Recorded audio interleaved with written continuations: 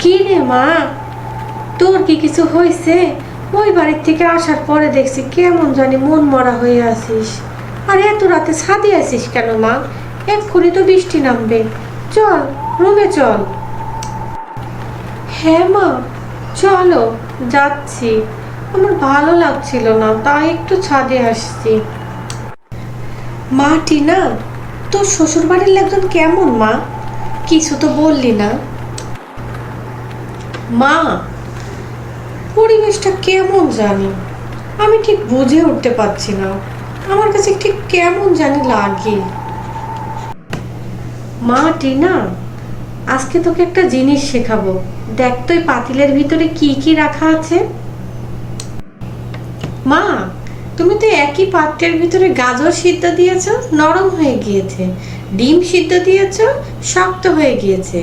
আর কফির বিন সিদ্ধ দিয়েছো, খুব সুন্দর মিষ্টি সুঘ্রাণ ছড়াচ্ছে। মা, তুমি আমাকে এইসব জিজ্ঞেস করছো কেন? টিনা, তোমাকে আমি আজকে কিছু মূল্যবান কথা শোনাবো। তুমি একটু মন দিয়ে শোনো। আমি যখন বিয়ে হয়ে প্রথম আসি, তোমার নানি আমাকে কিছু জিনিস বলেছিল, যেগুলো আমার জীবনকে অনেক প্রভাবিত করেছিল, এবং আমি সংসার জীবনটাকে অনেক সুন্দর করে সাজাতে পেরেছিলাম।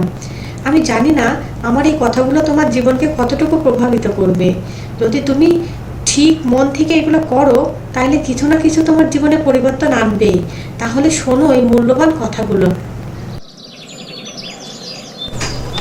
মা টিনা, তাইলে শোনো। তুমি যদি তোমার স্বামীর বাড়িতে নিজেকে কঠিনভাবে উপস্থাপন করো, তবে প্রতিকূল পরিবেশ তোমার সাথে সংঘর্ষ হবে, তোমাকে দুর্বল করবে, ঠিক গাজরের মতো নরম করে ফেলবে, আর তোমার ব্যক্তিত্বও ভেঙে ফেলবে।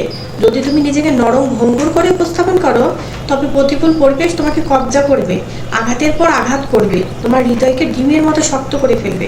কিন্তু যদি তুমি তোমার ভালোবাসা দিয়ে প্রতিকূল পরিবেশকে নিয়ন্ত্রণে আনতে পারো, দেখবে পরিবেশটা সুন্দরভাবে হয়ে উঠবে। যেমন কফির বিন গরম পানির সাথে নিজেকে মিশিয়ে পানিকে সুস্বাদু আর চারপাশকে মিষ্টি ঘ্রাণে ভরিয়ে দিয়েছে। আর এই ফর্মুলা আমি আমার জীবনে লাগিয়েছিলাম, এই ভালো ফলাফল পেয়েছি। মা, তুমিও তোমার জীবনে লাগাতে পারো, তারপর ফলাফলটা আমাকে জানিও। আজকে আমি শ্বশুর বাড়ি যাচ্ছি। কালকে মায়ের কথাগুলো খুব ভাবিয়েছে, কেমন জানি বুকের ভিতর অন্যরকম শক্তি পাচ্ছি। মা এসব টেকনিক ফলো করে নিজেকে শ্বশুরবাড়ির অনুকূলে রাখিয়েছে। এবার দেখি আমি এটা প্রয়োগ করে কতটা করতে পারি। আমি যদি ধৈর্য, শক্তি আর ভালোবাসা দিয়ে পরিবেশকে কাবু করতে পারি, তবে মনে হয় শ্বশুরবাড়ির লোকজন আমার অনুকূলে থাকবে।